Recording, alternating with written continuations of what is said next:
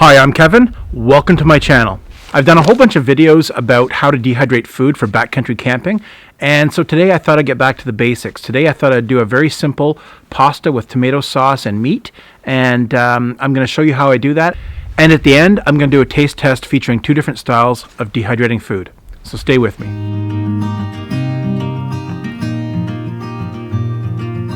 So I get a lot of questions from people that are very new to this, people that are just learning how to dehydrate food and how to go backcountry camping.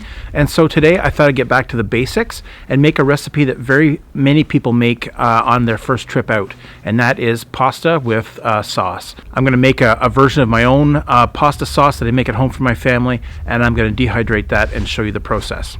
But just for kicks, I'm going to try this recipe two different ways. Normally when I dehydrate a meal, I've learned that if I dehydrate my meat separately from the rest of the meal, it will rehydrate better. That's because meat dehydrates optimally at a higher temperature than the rest of the meal. And if I do it separately, combine the two, and rehydrate the meal, it'll rehydrate better, I find. So I'm going to test that theory. Today I'm going to make the same sauce, but one version is going to have the sauce stewed for a little while with meat, and the other one is just going to have the meat dehydrated separately from the sauce. I'm going to try this because when I make pasta sauce at home, I find that simmering the meat in the sauce for a long time really lets the flavors meld, and so I'm going to see if that works today. So let's get into the kitchen, and I'm going to show you how I make my sauce.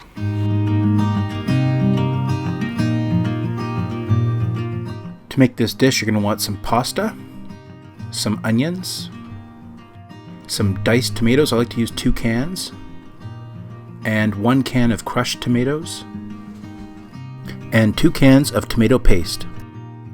You're going to want some ground beef. I've got about 1 kilogram here. That's about a little more than 2 pounds. You're going to want some oregano, and some basil, and some thyme, and a couple bay leaves, and of course garlic. Let's start with the meat. I'm going to put a big pot of water on to boil. When it does come to a boil, I'm going to add small pieces of meat. I want the meat to thoroughly cook, so I don't want any large clumps in there. I'm going to stir it around and break up any clumps that might exist. We're going to cover that and let that cook for a good 10 or 15 minutes. By boiling the meat, we've removed a lot of the fat from the meat itself, and the meat is nice and thoroughly cooked. So we're going to remove that from the heat, and I'm going to strain it in a colander. This way a lot of the fat will simply wash away. That looks really good. There's almost no fat on there at all, but to get rid of any that's lingering, I'm going to pour some hot boiling water over the meat and let the fat drain away. That looks great. Let's make some sauce.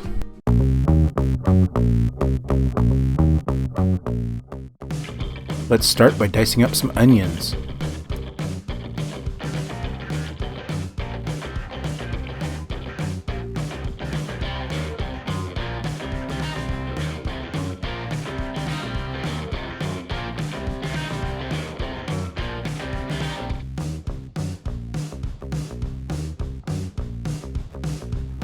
And we'll have to mince up about 6 cloves of garlic.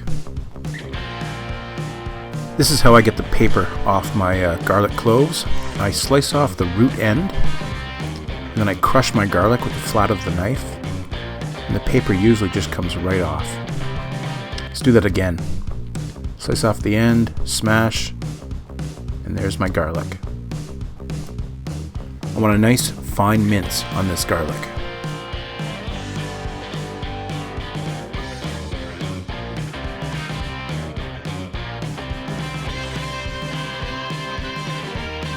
I need to open all the cans of tomatoes, the diced tomatoes,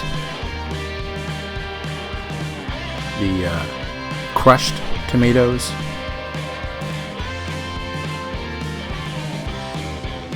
and the tomato paste. Let's heat up a pan and add a little bit of olive oil and the onions. Yeah, they should sound like that. Your onions should always make that noise when they hit the pot. stir those onions nicely until they soften. There, those look pretty well done. Now we're going to add the tomato paste.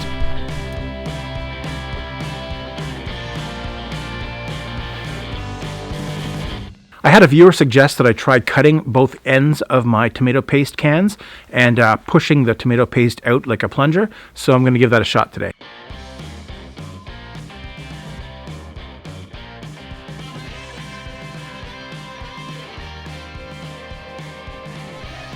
I guess that works. Now I'm going to stir the tomato paste in with the onions, and I want them well mixed. What I'm trying to do here is roast the tomato paste. I want that tomato paste to develop a really rich roasted flavor. So spread that tomato paste out on the bottom of the pan and let it cook. Give it time to sit there and cook. You'll have to stir it occasionally so that it doesn't burn, but this will develop flavor. After that's had about 5 or 10 minutes to cook, we're going to add the garlic. And we're going to stir that around and let that develop a little bit of flavor as well for about a minute. Then it's time for the diced tomatoes, 2 cans worth, and then the last can of crushed tomatoes.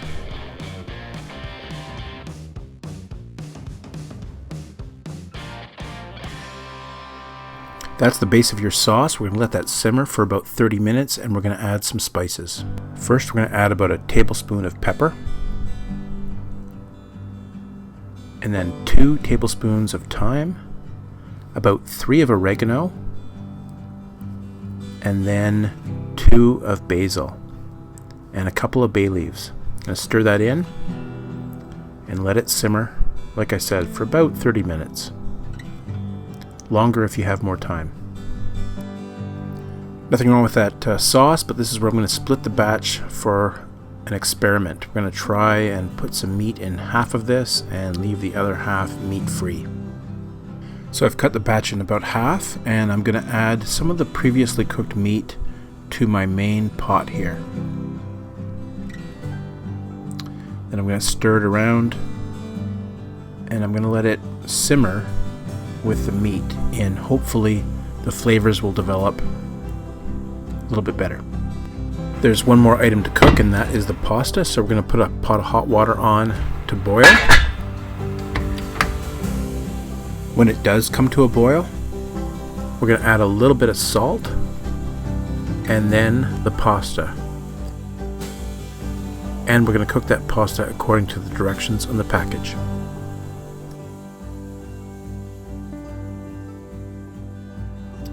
That looks done. Let's drain this pasta and then spread it onto a dehydrator tray.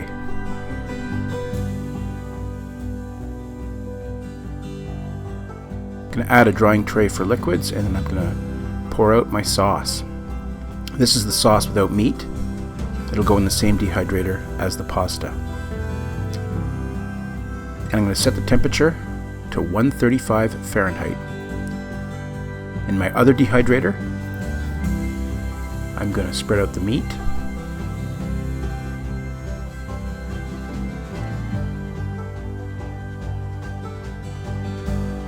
And another fruit roll tray will receive the pasta sauce. This is the pasta sauce that I added the meat to while it simmered on the stove. And this one doesn't have a thermostat, so I'm just going to turn it on. So if you've watched a few of my tripping videos, you may have seen me make this meal in the field. It's pretty straightforward. I just cover the meal with water and bring that pot to a boil, and then I'll let it sit in a pot cozy for 10 or 15 minutes.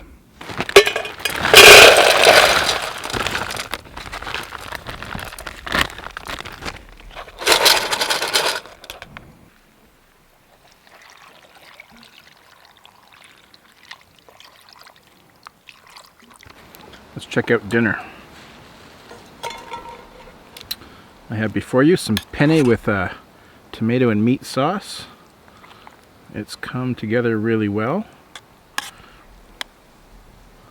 Give that a try. It looks hot. Perfect.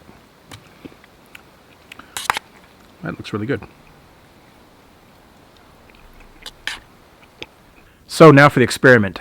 For the sake of simplicity and consistency, I'm going to make these meals in identical pots, and I'm going to do them inside my kitchen today on my stove, just so it's identical. So what I'm going to do is add equal amounts of pasta to both pots, and in one pot I'm going to put the dehydrated pasta sauce that includes meat, and the other one I'm going to put some dehydrated pasta sauce and some dehydrated meat separately. I'm going to cover both meals with just the right amount of water, and then I'm going to mark the lid of one of these pots with a bit of tape so that I can tell the two meals apart.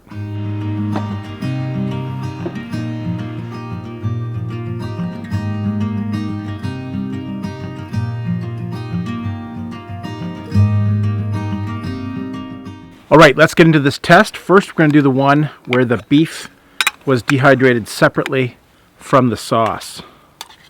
Let's grab some beef and sauce together.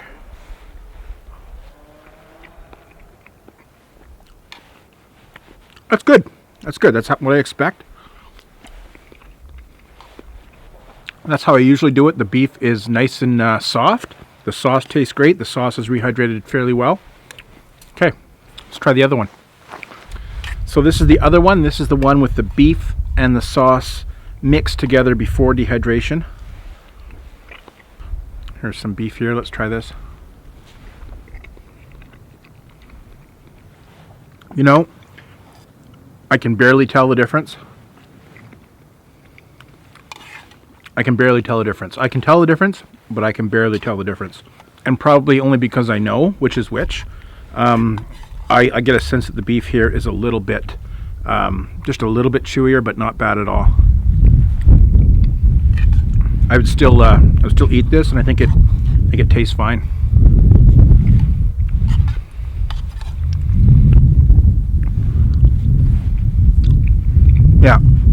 Yeah, got some beef there. A subtle difference. Nothing wrong with this meal. Just that version is a little bit better. Thanks for watching, guys. I hope you got something out of this, and I hope you have a great day.